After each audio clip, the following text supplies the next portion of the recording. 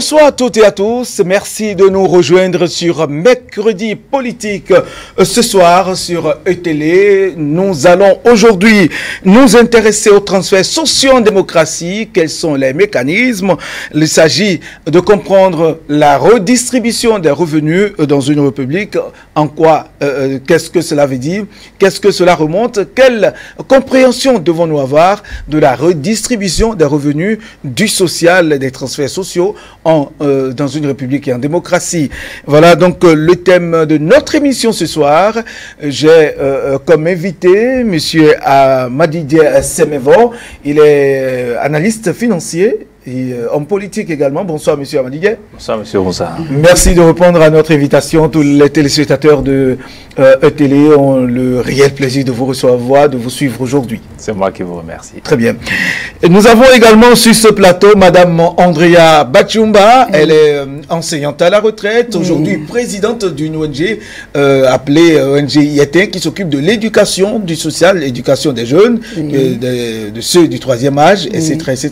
Madame Bachumba Andrea, bonsoir. Merci de répondre à notre invitation. Bonsoir, monsieur le journaliste. Ravi de vous voir et de pouvoir répondre à certaines de vos préoccupations. Très bien. Alors, tout de suite, monsieur Amadidje, quand on parle du social dans une république, qu'entendons-nous par cette terminologie qu'on appelle le social? Quand on dit le social, qu'est-ce qu'il faut qu'il comprenne? Le social est une politique de redistribution du revenu qui permet de rectifier les écarts entre les humains dans une société donnée. Parce que on a beau dire les revenus ne sont pas les mêmes dans la société. Absolument. Tout le monde n'a pas les mêmes égalités de chance. Donc l'État met en place une politique de redistribution des revenus qui est différente de la redistribution de l'impôt. Il y a une différence à faire entre la redistribution du revenu que fait l'État au niveau du social et la redistribution du capital au niveau de la fiscalité, qui permet de mettre en place une taxe spéciale qui est appliquée aux sociétés pour réduire les impôts. Alors, Madame Bachumba, quand on parle de redistribution des revenus, ou d'abord du social, quel entendement avez-vous? Parce que vous vous occupez du social, vous êtes présidente d'une ONG, vous êtes au sein de la population. Qu'est-ce que vous comprenez par faire le social? Déjà, il faut comprendre que c'est... nous sommes dans une société, nous sommes au sein d'une société, et les citoyens, ceux qui y vivent, n'ont pas les mêmes moyens. Donc, il revient à l'État de faire une politique pour que tous ceux qui y vivent soient à un niveau donné de vie, et que les besoins acceptables et que les besoins de chacun de ces citoyens-là soient à un niveau de vie pour que, qu'il n'y ait pas de disparité. Donc, j'entends dans ce sens-là dire que quand on parle du social, c'est de vouloir bien penser aux personnes les moins... les personnes démunies. Les moins nantis. Les moins nantis. Mais qu'est-ce qui explique ces disparités sociales qu'on remarque dans une société, selon vous? Parce que vous êtes pendant longtemps, vous avez enseigné, vous avez parcouru le Bénin, vous avez beaucoup voyagé, et aujourd'hui, vous êtes toujours en contact avec la population. Qu'est-ce qui explique, selon vous, ces disparités qu'on remarque? Oui, il faut comprendre que les disparités existent depuis que le monde est monde. Et il y a toujours il y a une minorité qui a assez de moyens, mais la majorité tourne autour, et puis donc ça là, ça s'explique au niveau de toute société, il y en a. Donc il faut repartir, il faut voir la politique. Enfin, c'est l'État. La politique mise en place par le pouvoir public. Voilà, la politique mise en place par le pouvoir public pour pouvoir résoudre ce problème-là. Donc, voilà ce que je peux dire. D'accord. Monsieur Amadidje, votre avis, c'est-à-dire, quand on parle de disparité dans une société, c'est-à-dire essayer d'équilibrer, d'atténuer les inégalités de revenus, selon vous, qu'est-ce qui explique ces inégalités? D'abord, parce qu'il faut comprendre les causes de ces inégalités au sein d'une société. Oui, il faut dire que l'inégalité sociale est due d'abord à la philosophie, à la psychologie, à la science, à l'environnement social et à l'environnement économique auquel chaque individu appartient. Il y a certaines personnes qui n'ont pas la chance d'appartenir à un groupe social. Et quand vous n'appartenez pas à un groupe social, soit vous êtes moins nanti, vous avez les moyens, soit vous n'avez pas.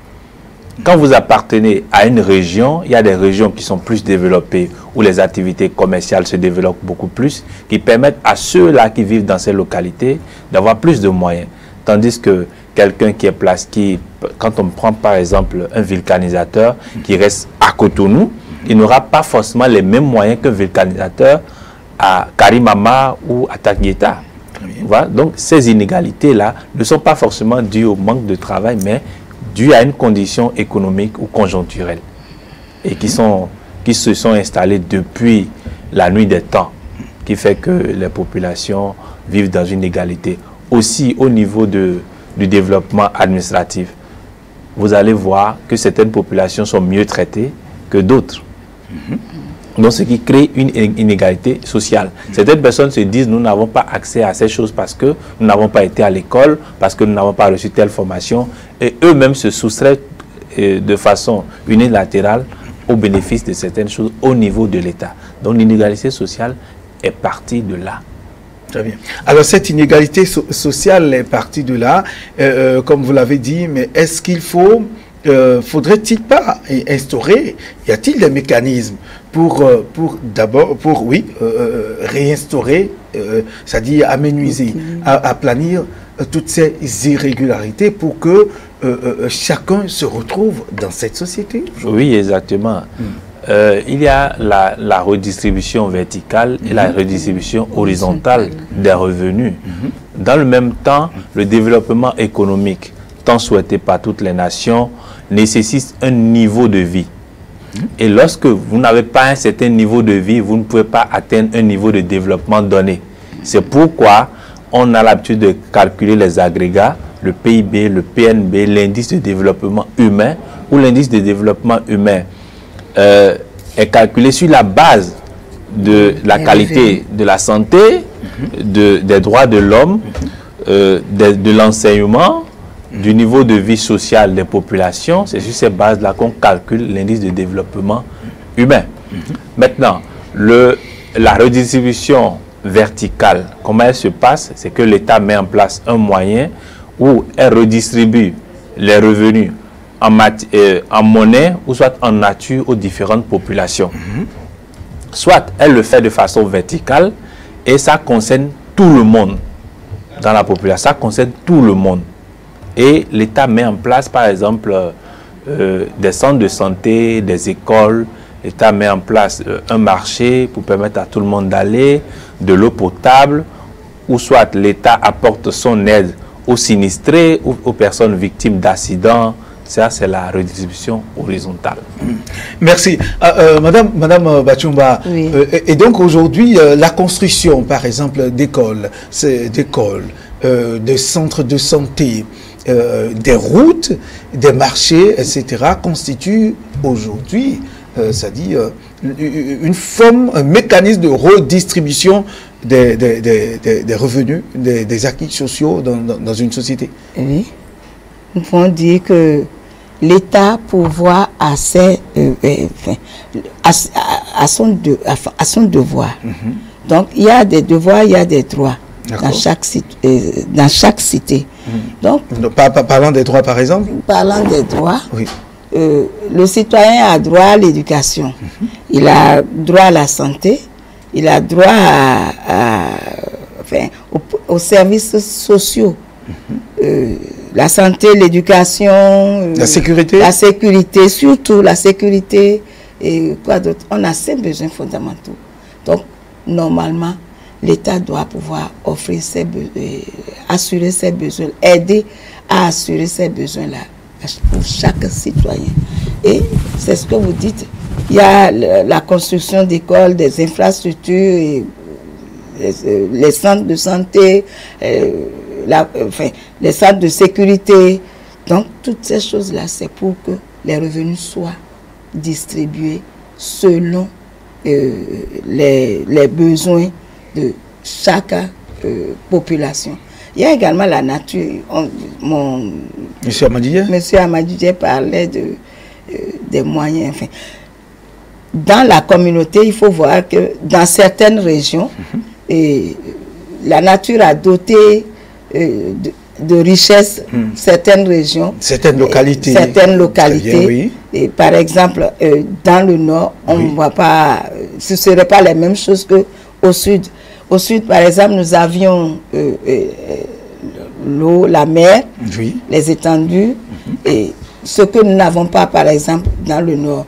Dans le nord, nous avions la forêt, et avec cette forêt-là, il y a des richesses relatives à la faune et la flore. Oui. Et puis, c'est compte tenu de ces choses-là que la distribution peut se faire également. Très bien. Voilà. Oui. Mais est-ce que vous pensez, Madame Bachumba, qu'aujourd'hui, avec le constat que vous avez fait, parce que vous avez beaucoup voyagé hors du Bénin, même à l'intérieur du pays, est-ce qu'aujourd'hui, sur le plan africain et sur le plan général, le social est bien vu? Il y a eu, c'est-à-dire, le transfert des acquis sociaux se ressent véritablement dans le quotidien de tout ce que vous avez eu à côtoyer en Afrique et dans le monde. Oui et non.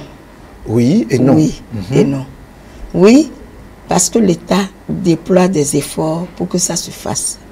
Non, parce que autant l'État déploie des efforts, autant on constate que la population, la communauté n'est pas satisfaite. Donc, quand on constate des niveaux d'insatisfaction, on peut se dire que ce n'est pas atteint. Les objectifs ne sont pas atteints. Quand vous parlez de niveau d'insatisfaction, qu'est-ce que vous appelez niveau d'insatisfaction? Je voudrais dire, quand on dit qu'on n'est pas satisfait, qu'est-ce que vous entendez par ne pas être satisfait? Et il y a les 5 besoins fondamentaux.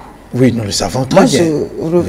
Il faut toujours aller vers ces besoins-là. Est-ce que autour de nous, tout le monde arrive à se nourrir? Tout le monde arrive à envoyer ses enfants à l'école?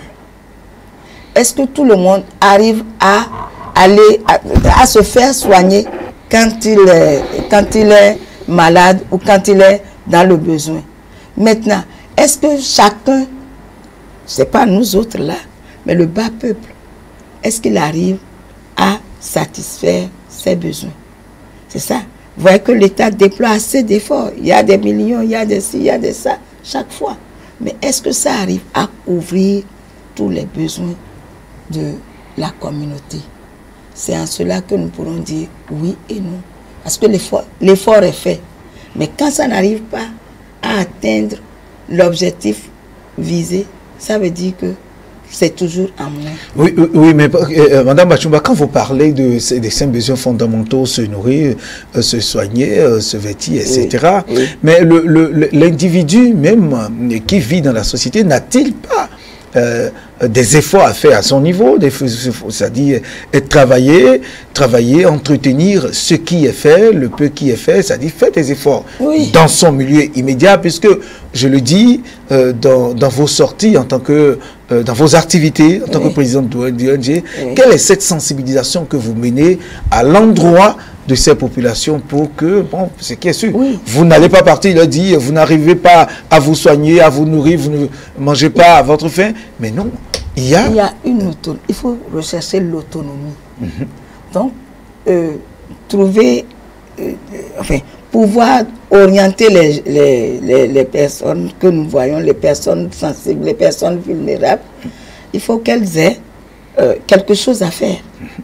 Donc, quand elles n'ont pas un emploi fixe, vous voyez que les besoins sont limités. Qui doit leur offrir l'emploi? Oui, l'emploi, l'État doit avoir une politique de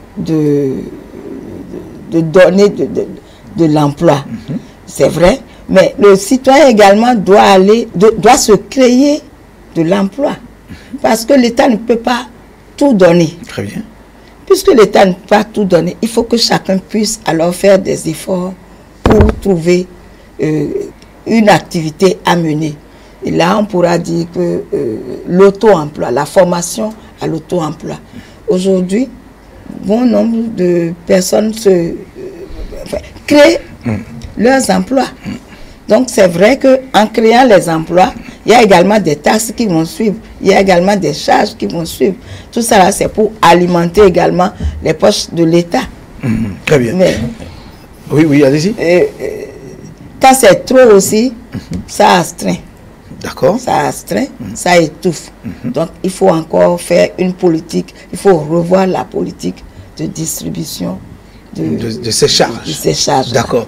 Monsieur Awandidier, est-ce que vous partagez la même vision, la même approche avec Madame Bachumba quand, sinon je vous demanderai, quand on parle d'acquis sociaux, ces acquis sociaux, comment est-ce qu'on peut les définir et comment est-ce que le citoyen, l'individu qui est dans une société doit ressentir, c'est-à-dire la redistribution de ses revenus à son niveau? Vous savez, le développement durable concerne l'économie et l'environnement. D'accord. Lorsque l'État central s'occupe de l'environnement et de l'économie d'un pays, c'est une manière de redistribuer les revenus. Quand on parle de l'environnement, il y a la préservation de l'environnement, l'hygiène, l'assainissement de l'environnement, le traitement des déchets, le curage des caniveaux. C'est une manière de redistribuer les revenus au niveau des populations. Parce que lorsque votre environnement n'est pas sain, vous vous exposez aux différentes maladies. Et c'est l'État qui va partir par l'assurance maladie à venir en aide aux personnes démunies qui n'ont pas les moyens de se faire soigner. Donc, premièrement, l'État préserve l'environnement immédiat des populations. C'est une manière de redistribuer les revenus. Pour satisfaire les besoins fondamentaux, nous avons besoin de l'eau potable. Dans certaines localités des collines, on n'a pas accès à l'eau potable. Lorsqu'on crée des forages, lorsqu'on creuse des puits, lorsqu'on met en place tout un système pour mettre de l'eau à la disposition des populations, c'est une manière de redistribuer les revenus. Lorsque les populations sont vulnérables, n'ont pas la facilité d'avoir accès aux soins de qualité, l'État met en place une politique pour donner des médicaments. L'État met en place une politique pour réduire les charges, pour prendre une partie des charges au niveau des centres de santé pour ces populations-là. C'est une manière de redistribuer le revenu. Quand on prend par exemple la césarienne, où dans certains pays, on dit que peut-être 20% ou 10% des charges de la césarienne sont gratuites, c'est une manière de redistribuer les revenus. Dans certains pays, lorsque il y a une fièvre ou soit il y a une épidémie, l'État se met à distribuer des moustiquaires, à distribuer des médicaments. C'est une manière de redistribuer les revenus. Donc, pour régler les inégalités sociales dans nos différentes sociétés, c'est l'État qui a le monopole de le faire. Quand on prend par exemple le domaine de l'emploi, dans certains pays, on accorde ce qu'on appelle des primes au niveau des chômeurs, des assurances maladie que l'État accorde, des assistances ouvrières que l'État accorde notamment en France, ce qu'on ne voit pas aujourd'hui ici. Même au niveau du chômage, c'est en France, dans les pays développés, on le voyait, mais ce n'est pas encore arrivé en Afrique. D'une autre manière, il y a la redistribution du revenu social au niveau des personnes qui sont les plus nantis, qui ont plus de moyens. Oui. Où on assiste en France, en Europe en général, où des personnes qui ont plus de moyens s'engagent dans des activités de volontariat. Mais ici, on ne fait pas ces constats-là, où des personnes qui ont plus de moyens disent, bon, on va aujourd'hui dans une localité et on va apporter de l'aide à ces populations-là, soit pour travailler, soit pour faire quelque chose, et ils mettent leurs propres moyens et ils apportent de l'aide à ces personnes-là. C'est du volontariat. Des Français viennent généralement, bon, des Européens, des Américains viennent généralement dans certaines écoles pour apporter de l'aide, pour donner des cours, pour travailler, pour apprendre tel ou tel métier aux jeunes qui ne savent pas le faire. C'est une manière à eux de redistribuer leurs revenus, ce que nous n'avons pas sous nos cieux. Très bien.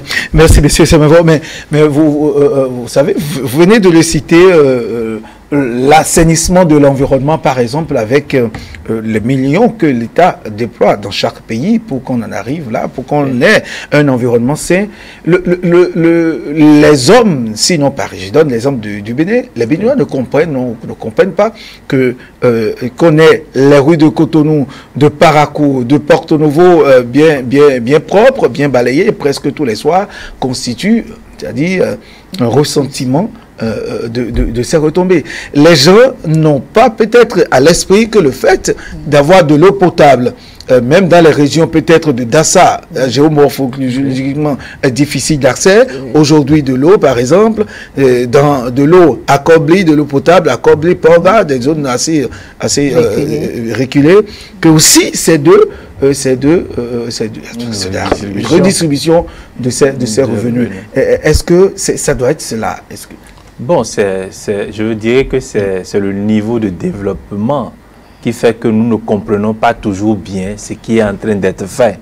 Parce que quand vous vous levez le matin, vous êtes à Kobli, vous êtes à Dassa, Tangueta, Banikwara, et que vous devez faire par exemple 15 km, 20 km avant d'avoir de l'eau potable, ça ne participe pas au développement durable dont nous avons besoin. Parce que si nous voulons que notre pays se développe, il faut que nous ayons un bon indice de développement humain. Et pour avoir ces indices, il faudrait que nos rues soient bien balayées, nos rues soient propres. Dans le même temps, quand vous êtes sur une voie qui n'est pas propre, qui n'est pas du tout balayée, que vous ne portez même pas votre casque, et qu'un camion passe, qui vous dépasse, la poussière qui va relever va provoquer au niveau de vos yeux des irritations. Voilà. Donc, vous êtes obligé d'aller à l'hôpital.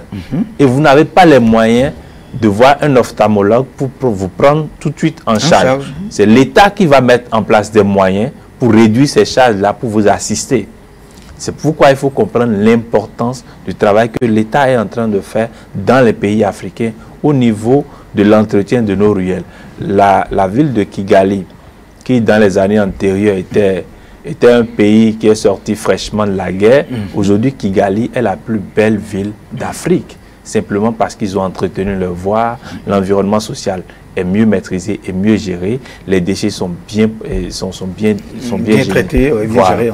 Donc par exemple, quand on voit un projet aujourd'hui, on investit des milliards pour nettoyer les rues. Si les déchets pouvaient être conservés en un endroit trié pour produire du biogaz, ça pourra nous permettre non seulement de redistribuer les revenus sur le biogaz aux différentes populations. Lorsqu'on installe une industrie de biogaz quelque part, les revenus qui seront issus de cette opération vont permettre à créer des centres de santé, à bitumer les voies, à faire des ouvertures de voies, à donner de l'eau potable, à envoyer de l'électricité là où il n'y a pas de l'électricité.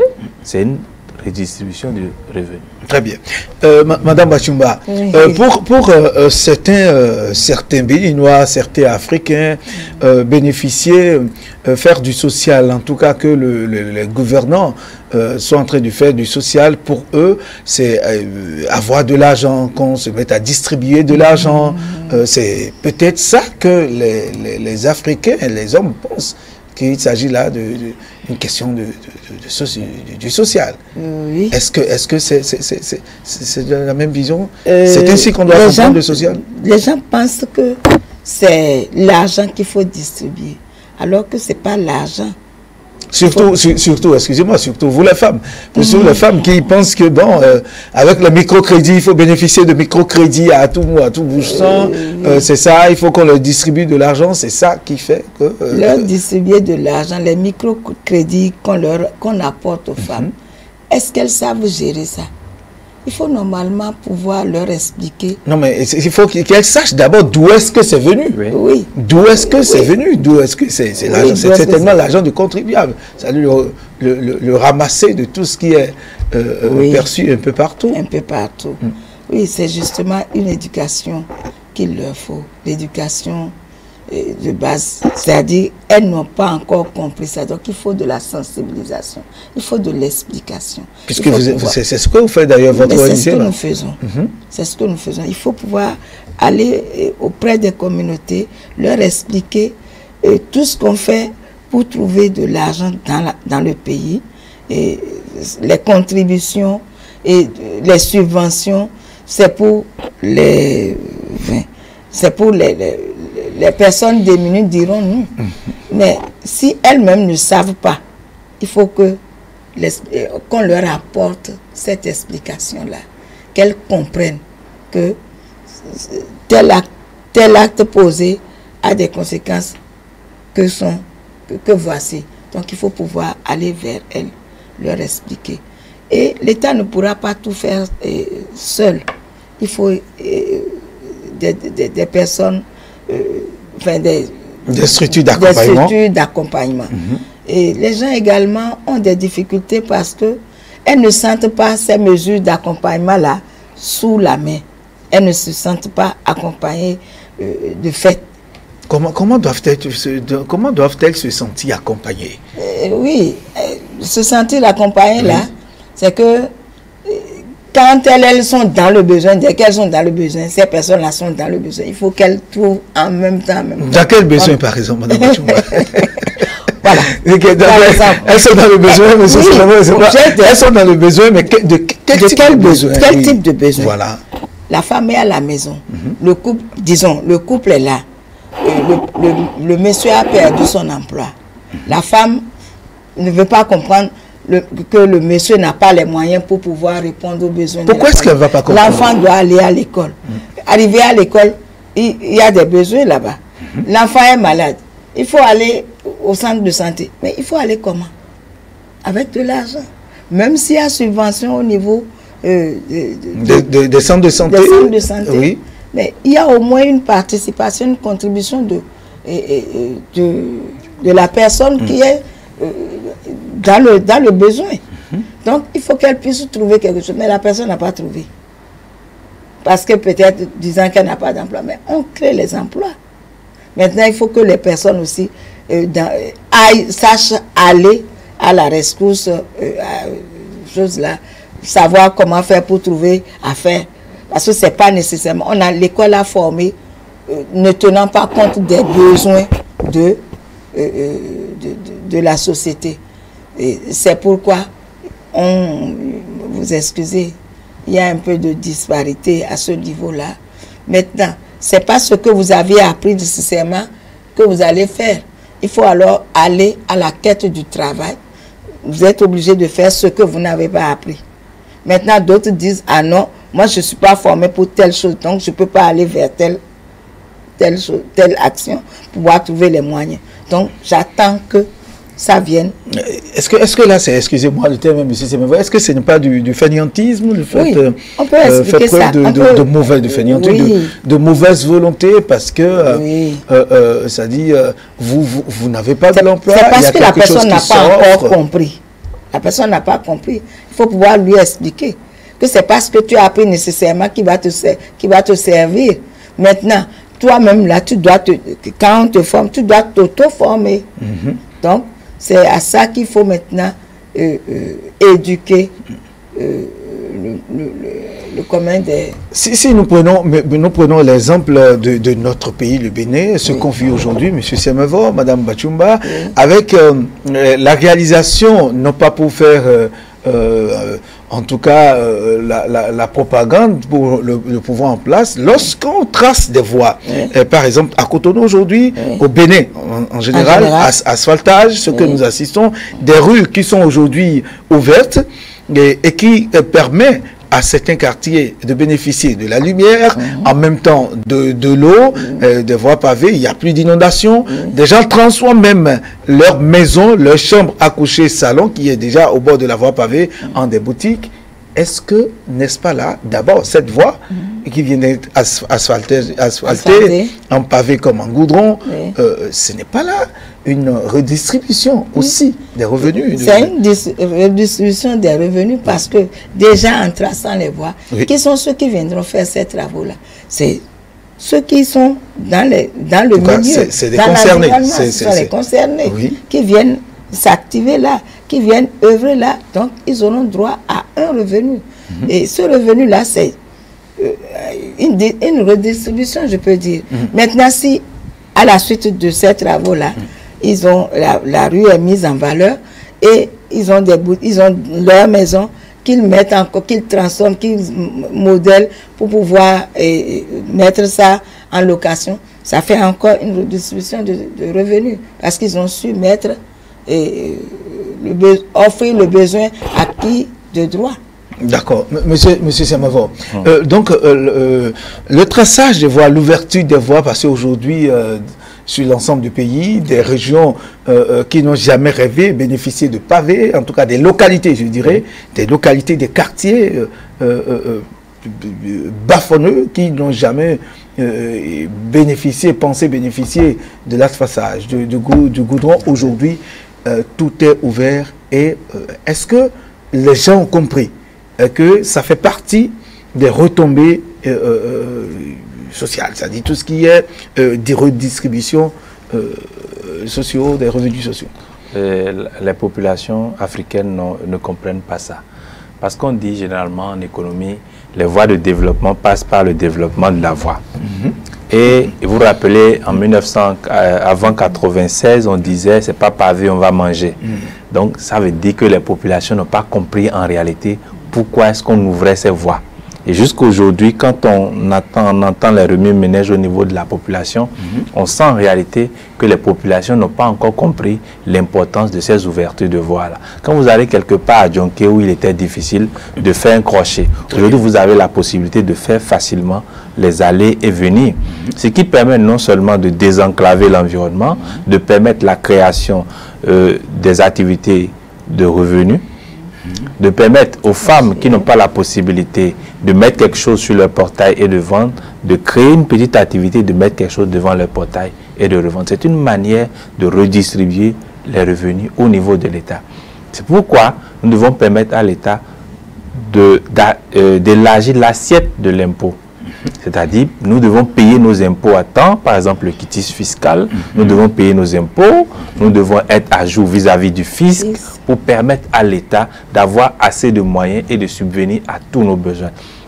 La redistribution du revenu, ce n'est pas de passer de maison en maison, de donner un sac de maïs ou de distribuer 2000. C'est ce que les Béninois parce que lorsqu'on va vous donner 2000 francs à la femme pour qu'elle puisse faire mener une activité. Donc, quand on vous donne 2000 francs aujourd'hui, demain votre enfant est malade, les 2000 francs ne pourront pas permettre de subvenir aux besoins de cet enfant, d'acheter les médicaments. C'est sûr. On ne pourra pas permettre de le faire. Donc, quand l'État ne vous remet pas 2000, il vous remet à la place des 2000 des moustiquaires. Parce que les moustiquaires, on ne les achète pas. On les distribue gratuitement. À un certain niveau, il y a des médicaments où l'État subventionne l'achat de ces médicaments. Dans les centres de santé, au niveau de la consultation prénatale, il y a des consultations qui sont gratuites, ce que vous ne payez pas. Mais si on vous donnait 2000, est-ce que les 2000 pourront vous permettre d'acheter les moustiquaires, de faire la consultation prénatale, d'aller et de venir? Au niveau de l'école, parfois on dit certaines charges au niveau de l'école sont gratuites. Sont gratuites, même certaines inscriptions par rapport à certains niveaux dans l'enseignement. Voilà. Est-ce que les 2000 pourront vous permettre, si on vous distribue 2000, est-ce que ça pourra vous permettre de faire ces choses-là? À Karimama ou quelque part vous allez dans le nord, il n'y a pas de l'eau potable. Mais lorsque l'État fait un forage de puits, lorsque l'État crée quelque chose pour donner de l'eau à la population, c'est une manière de redistribuer ses revenus, alors que ces populations-là ne paient pas les impôts. Très difficilement, on a accès à ces populations qui paient de l'impôt. Ces populations aujourd'hui, par exemple, quand on va à Alada, il y a une facilité d'avoir accès à Bopa. Quand on ne prend pas Alada, il y a une facilité d'avoir accès à Bopa. Mais du fait qu'il y a un petit lac ou un fleuve qui empêche de circuler, l'État doit mettre en place un moyen de permettre à ces populations d'envoyer du vivre depuis Bopa vers Alada, vers Cotonou. Du fait qu'il n'y a pas cette voie, on n'arrive pas à vendre les productions vivrières de Bopa. C'est très difficile. Le fait de construire un pont, c'est une redistribution du revenu. Très bien. Et désormais, les populations seront désenclavées, prendre leurs marchandises, venir vendre à Cotonou, faire de bons revenus. Aujourd'hui, le sac de maïs va coûter peut-être 3 fois moins cher qu'à Cotonou. Mais si on installe ces ouvertures de voies, les populations auront plus de revenus. Donc nous devons pouvoir payer nos impôts, comprendre le travail que l'État est en train de faire au niveau des ouvertures de nos voies. Parce que sans ces voies, on ne pourra pas être économiquement développé, on ne pourra pas avoir un bon produit intérieur brut, on ne pourra pas avoir un bon produit national brut, on n'aura pas également un indice de développement humain élevé. Dans les rapports de Doing Business, nous n'aurons pas un bon niveau dans le Doing Business parce que si quelqu'un vient, un apporteur d'affaires vient pour faire des affaires au Bénin et il va quitter par exemple Calavi pour Cotonou, il va mettre 4 heures ou 5 heures du temps, ça ne pourra pas permettre le développement économique et social. Donc, le fait d'ouvrir ces voies de proximité, quand il y a des bouchons sur la voie de Verdocor, la personne peut faire le contournement est de Cotonou. Il ne prend pas le contournement est de Cotonou, il peut rapidement se retrouver à Cotonou. S'il prend par exemple par la route des pêches, quand il quitte Ouida, il peut rapidement se retrouver à Cotonou. Donc, cette politique-là permet aujourd'hui de redistribuer. Très bien. On en a vu aujourd'hui, ne serait-ce que par la première phase d'Alphatage qui est lancée, des zones qui étaient, je dirais, des parcelles, ça c'est juste un exemple, des parcelles qui se situaient dans des zones marécageuses, qui se vendaient, je donne un exemple, peut-être à 1 million. Aujourd'hui, avec le passage de la voie pavée, du goudron, il y a de la surenchère. Des gens sont même prêts à vendre à 10 millions, 30 millions, 15 millions, etc. Mais on ne reconnaît pas d'où est-ce que l'argent est venu. L'argent qui a servi à la construction de cette voie de pavé, ces rigoles, l'électricité, l'éclairage public, l'eau potable que nous n'avons pas, parce qu'il y a des coins encore au Bénin et en Afrique qui sont peut-être en pleine vie, mais qui n'ont jamais bénéficié de l'eau potable et tout. Ce sont là des choses qu'il faut quand même, et ça dit, enseigner. Il doit y avoir une méthodologie de communication, une méthode, une force, une manière, un mécanisme pour qu'on fait comprendre aux populations que la redistribution de ces revenus, c'est aussi ça. Ce n'est pas aller distribuer de l'argent, n'est-ce pas, monsieur? Exactement, parce que je prends un phénomène, par exemple, quand vous voyez des personnes qui détruisent les biens publics. Très bien. Vous avez les biens publics au bord de la voie, un chauffeur passe, il détruit ça, il ne s'arrête même pas, il s'en va. C'est l'argent du contribuable qui va servir à réparer cela. Quand on parle, par exemple, de corruption, ou de détournement des deniers publics. Si le chauffeur n'a pas détruit l'édifice public qui est placé sur la route, l'État ne va pas prendre les moyens d'aller mettre ça dedans une fois encore. Donc ce serait très difficile pour nous de comprendre comment l'État utilise les fonds. À ceux-là qui prennent leur voiture, qui prennent leur moto, qui détruisent les édifices publics sur la voie, je voudrais le dire simplement, c'est à nous-mêmes ils font du tort parce qu'ils nous empêchent d'avoir les ristournes, la redistribution des revenus dans nos différents États. Très bien. Et ça donne une certaine assurance à ces populations. C'est-à-dire que ils doivent comprendre que désormais, il faut entretenir ces biens publics qui ont été érigés à coût de milliards et que c'est la contribution de tout le monde. Exactement, parce que lorsque vous mettez en place un édifice, ou soit vous mettez en place une infrastructure et que vous n'entretenez pas l'infrastructure, l'infrastructure est appelée à un moment donné à mourir. Quand on prend les gros camions, les gros camions qui laissent du gasoil déversé sur le goudron, un goudron est fait peut-être pour 10 ou 30 ans. Mais lorsque vous y mettez du gasoil, vous laissez le gasoil sur le goudron va se détériorer. Soit peut-être 5 ans après ou 6 ans après. Parfois, quand on prend les grands axes en allant vers le nord, où les camions stationnent et laissent du gasoil sur la voie, on va voir à un moment donné que les graines commencent par se détacher du goudron et le goudron commence par s'abîmer. Nous devons pouvoir entretenir. Quand l'État met en place un moyen ou une société de gestion de ces déchets-là pour entretenir ces voies, c'est pour nettoyer ces choses-là, pour que cela n'arrive pas. Si dans les autres pays, on voit qu'on a construit une voie qui dure peut-être 40 ans ou 50 ans, c'est parce qu'après la construction de la voie, ils ont mis en place une politique de gestion, d'entretien, d'amélioration et de vérification. Ce qui n'est pas le cas dans nos pays. Et quand on commence par faire ce genre de choses, les populations se disent non, ce n'est pas de ça nous avons besoin, ce n'est pas de ça nous avons besoin. Mais sans ces choses-là, je suppose que quelqu'un a fait un accident peut-être à Soava.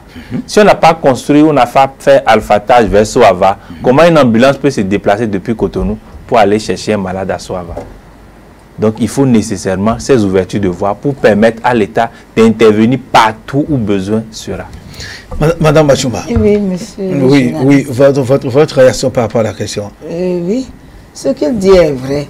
Maintenant, c'est l'éducation de la population qui manque. Et dans vers ce qu'il dit, je peux renforcer en disant que, par exemple, avec les fossés, au niveau des marchés, les rigoles, les égouts d'évacuation d'eau sont maltraités.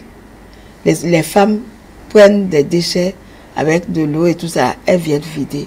J'étais par exemple vers Topa hier, j'ai vu des dames qui jetaient de l'eau dans les égouts là.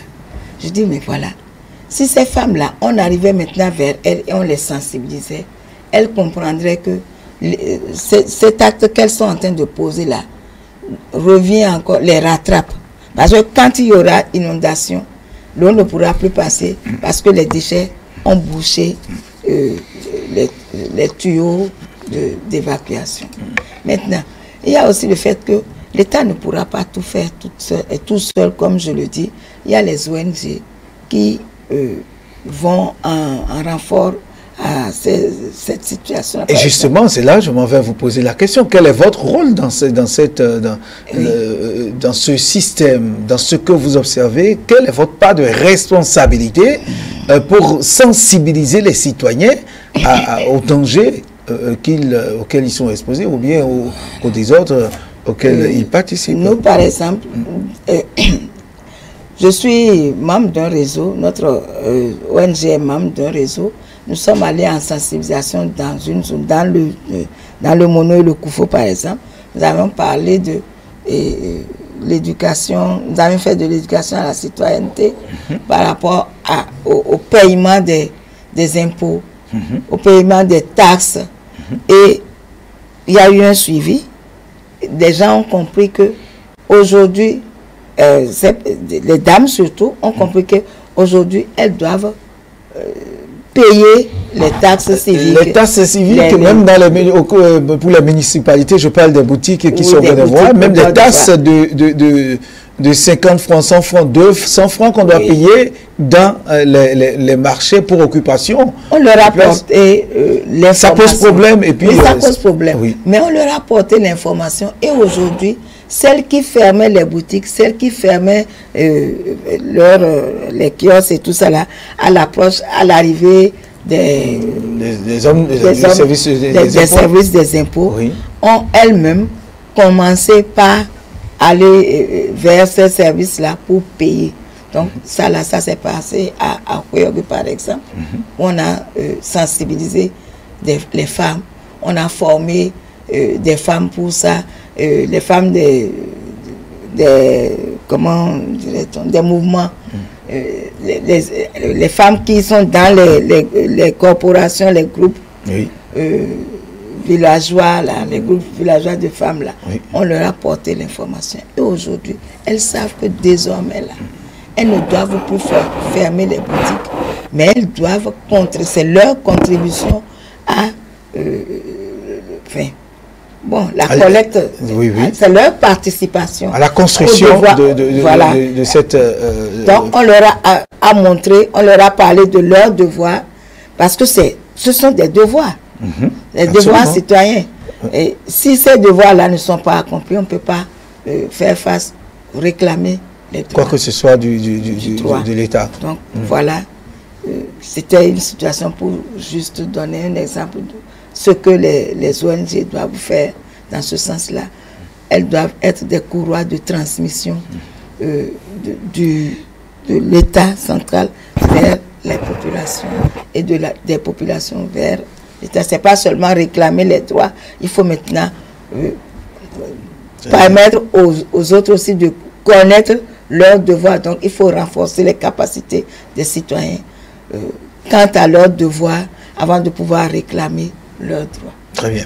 Alors ça c'est vu sur le plan, monsieur Semevo Amadidier, ça c'est vu sur le plan, c'est-à-dire le plan, je dirais, citoyen, c'est-à-dire au bas niveau. Mais quand il faut remonter la question au plus haut niveau, parlant de redistribution sur le plan global, je prends par exemple l'érection ou bien la construction d'une centrale énergétique, par exemple, doit pouvoir permettre l'installation de grosses entreprises dans le pays, ce qui doit forcément augmenter le PIB et tout ce qui entoure, mais c'est naturellement. Oui.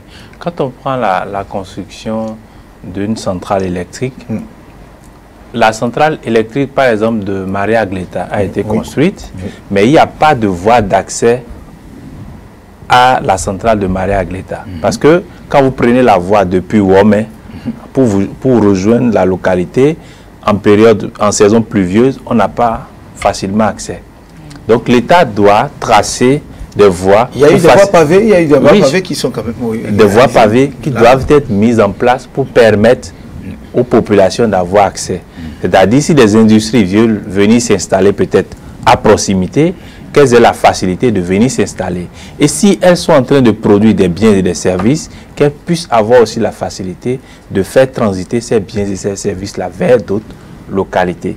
C'est une manière de redistribuer les revenus. Quand une entreprise ou une industrie vient s'installer, elle va employer de la main-d'œuvre, elle va employer un capital humain, elle va employer peut-être du matériel, des moyens techniques. Tout ça sera cherché sur le terrain. Mais si la centrale n'est pas mise en place, on ne pourra jamais avoir ces personnes venir s'installer. On ne va pas voir la voie, vous voyez, depuis quand la voie était gâtée. Mais jamais la voie n'a été réparée. Il a fallu qu'on mette en place la centrale pour que le travail soit fait, qu'on ait accès aujourd'hui à cette localité-là. C'est comme ça que les choses peuvent se passer. Mais les populations ne comprennent toujours pas cela. Aujourd'hui, la centrale est mise en place. L'État subventionne une partie de l'électricité. Même si ce n'est pas, pas à 50%, même à 2%, l'État subventionne afin de permettre à certaines personnes démunies d'avoir de l'électricité. Quand on prend l'eau potable, à un moment donné, il faut une certaine promotion où on dit les 1000 premiers branchements sont gratuits dans certaines localités. Avant, c'était beaucoup plus cher, mais aujourd'hui, avec 50 000 francs, vous avez de l'eau potable chez vous. Chez vous à la maison. À payer selon vos voilà, selon vos moyens, selon votre revenu, vous payez les 50. Vous payez en 3 tranches, 4 tranches, 5 tranches, vous pouvez payer les 50 000 francs pour avoir de l'électricité, pour avoir de l'eau chez vous. C'est une manière de redistribuer les revenus. Mais si l'État n'a pas assez de moyens, parce qu'il faut revenir sur ça, si l'État n'a pas assez de moyens, il ne pourra pas subvenir à tous ses besoins de redistribution du revenu social.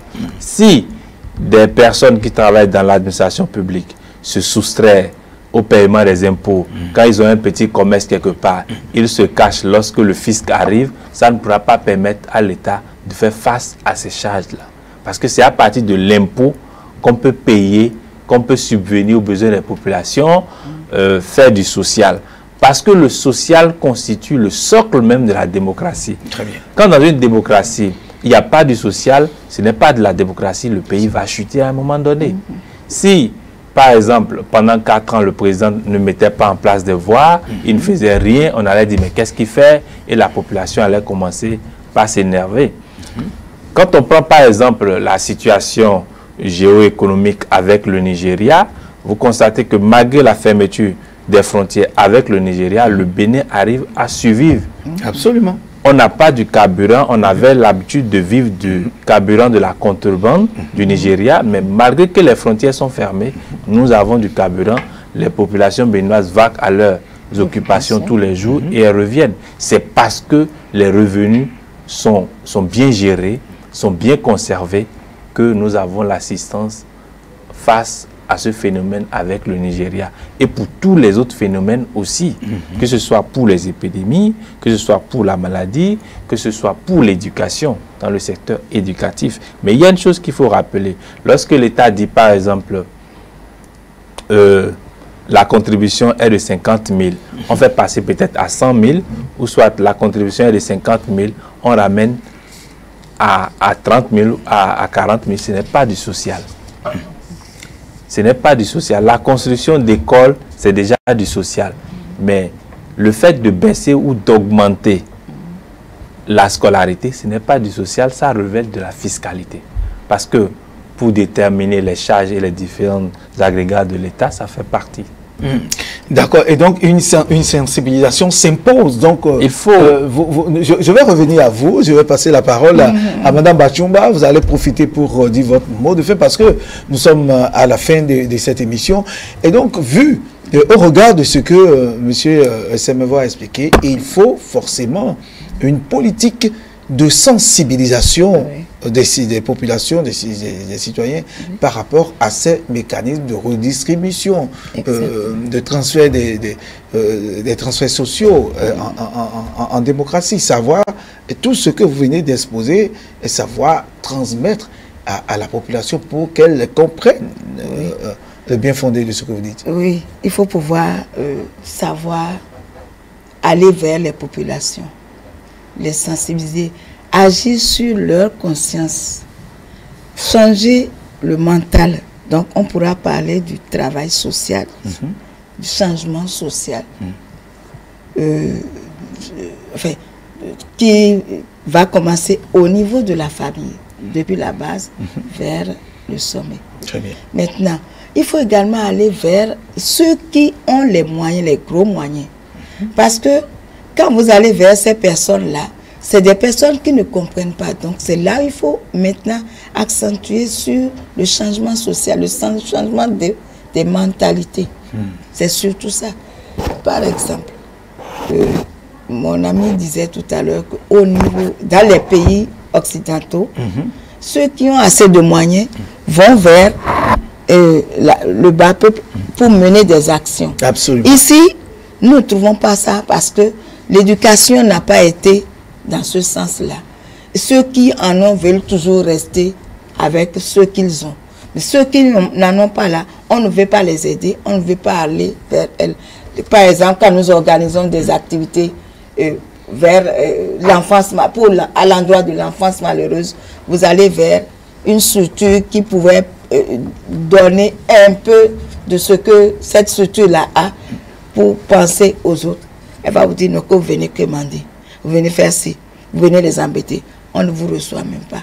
Donc, c'est comme si vous venez demander ce qui ne doit pas être fait, alors que c'est juste pour attirer leur attention sur cette redistribution-là, penser au social-là. C'est une manière d'aller vers ces personnes-là pour les amener à penser au social. Et que direz-vous comme mot de fin? Quel appel avez-vous à lancer? Vous regardez tout droit dans la caméra à lancer. Quelle leçon vous... Oui. L'État fait beaucoup, mais l'État également doit amener les concitoyens à comprendre, à mieux comprendre cette expérience de redistribution-là. Et par rapport à cette compréhension-là, ne pouvant pas descendre, il y a aussi des mécanismes, des structures relais de sensibilisation, de communication avec lesquelles l'État doit renouer. Et pour qu'il n'y ait pas un divorce social. Très bien. Merci à vous, Mme Andrea Bachumba. Et puis, M. Semevo Amadoudia, votre mot de fin. Donc, la sensibilisation s'impose donc pour amener les populations à comprendre que tout ce qui est réalisé, c'est également la redistribution des revenus. Pour le faire, il faut le faire sur 5 points. Dans un premier temps, il faut passer à la vulgarisation des textes sur les impôts, sur les taxes, les droits et devoirs du citoyen envers son État. Dans toutes les langues, dans leur langue maternelle. Voilà, il faut penser à la vulgarisation. Deuxième chose, le changement de comportement s'impose au niveau des populations. Le changement des comportements parce que nous devons entretenir tout ce que l'État nous lègue parce que ce qui a permis de construire ces choses vient de nous. Troisième chose, les activités d'IEC, c'est-à-dire information, éducation et communication. C'est le rôle des ONG. Les ONG doivent pouvoir apporter l'information, éduquer et communiquer avec les populations. Ensuite, il faut toucher au système éducatif de notre pays parce que la morale, l'éducation routière, le civisme, tout ça, on n'en a plus. Il faut reformater ce système-là pour permettre aux enfants, depuis le bas âge, de comprendre qu'ils doivent avoir un amour vers la patrie. c'est-à-dire le patriotisme, pour pouvoir sauvegarder ces acquis sociaux-là. Je vous remercie. Merci à vous, chers invités. Oui. Nous faisons cette action-là déjà. Nous menons cette action-là au niveau des écoles déjà. Très bien. Et moi, notre structure, l'ONG Yetin, par exemple, va dans les écoles pour l'éducation à la citoyenneté. D'accord. Et il y a une autre structure qui fait, par exemple, l'éducation routière. Et c'est pourquoi désormais les ONG sont en train de se dans certains domaines pour pouvoir mieux ces ONG, ces structures qui servent de relais pour les actions gouvernementales, en tout cas les actions de l'État dans tous les pays. Action pérenne. Merci d'être venue, Madame Andrea Bachumba. Je rappelle que vous êtes enseignante à la retraite, aujourd'hui présidente de l'ONG Yetin. Vous participez à l'éducation de la jeunesse, des personnes du troisième âge. Vous les assistez également. Des personnes à mobilité réduite. À mobilité réduite également. Il y a à comprendre que... Parce qu'il ne faut laisser personne de côté aujourd'hui, compte tenu des ODD. Vous avez une responsabilité énorme dans tout ce que nous venons de dire, puisque vous êtes le relais, vous servez de relais pour l'État en ce qui concerne la sensibilisation et l'information. Exactement. Merci à vous, monsieur Semevo Amadidje également. Je rappelle que vous êtes analyste financier, vous êtes également un acteur politique, mais vous êtes venu sur ce plateau en tant qu'analyste financier. Vous nous avez apporté des éclaircissements par rapport à ce mécanisme de redistribution donc, des revenus. Mesdames et messieurs, c'était transferts sociaux en démocratie et quels sont ces mécanismes. C'était donc le sujet. Merci de nous avoir suivis. Le meilleur reste à venir sur ETélé. Très bonne soirée et très bonne suite des programmes.